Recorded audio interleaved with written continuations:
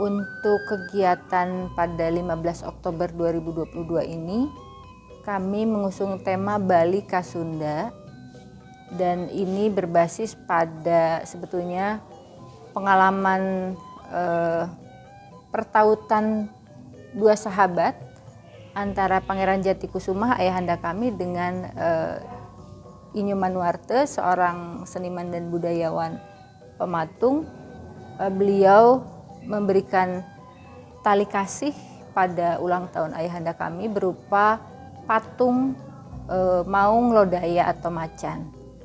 Nah, tentunya bagi kami spirit yang kami pahami adalah antara Bali dan Sunda itu masih memiliki akar budaya yang sama, di mana kita sebagai manusia Nusantara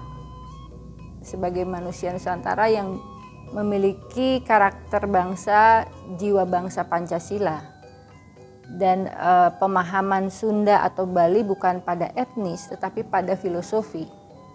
Filosofi Bali kembali pada Sunda itu, Sunda dimaknai sebagai sebuah cahaya atau pencerahan dan perdamaian. Kita sebagai sebuah bangsa harus kembali pada akar jati diri bangsa, juga akar jati diri manusia. Jadi tidak terlepas pada nilai kemanusiaan dan nilai kebangsaan. Sangat sederhana sebetulnya, kami bukan ujuk-ujuk atau tiba-tiba menyimpan objek patung di tengah jalan ya. Karena sejatinya dari dulu jalanan ini adalah pekarangan halaman rumah kami. Namun pada perkembangan waktu itu dijadikan jalan provinsi ya, jalan nasional. Nah, dari sejak dulu di tengah jalan itu ada tiang bendera. Nah, tiang bendera itu memang digunakan untuk pengibaran bendera pusaka sejak sebelum kita merdeka, gitu ya. Sini sudah didirikan tiang bendera itu. Dan sebelum ada patung macan itu sebetulnya ada patung kera. Itu juga sebuah cindramata dari sahabat Ramajati.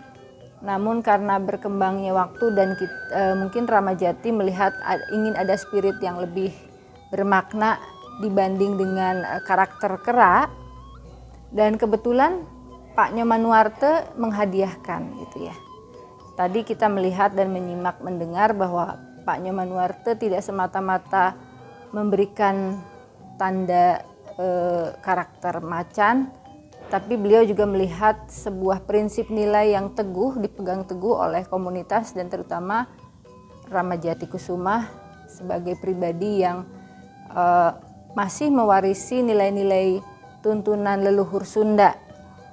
Sasunda Sasilihwangi. Jadi memaknai Sunda itu dalam filosofi yang menyebarkan cinta kasih dan damai. Dan filosofi Pajajaran adalah sebuah penghormatan, tata nilai kesetaraan bagi siapapun, semua umat manusia setara dan berkeadilan. Jadi bukan hanya Pajajaran sebagai romantisme masa lalu sebagai bentuk kerajaan, tetapi dimaknai ulang. Pajajaran adalah sebuah sistem nilai kebangsaan yang merawat kesetaraan, menghormati nilai-nilai kemanusiaan yang setara dan berkeadilan.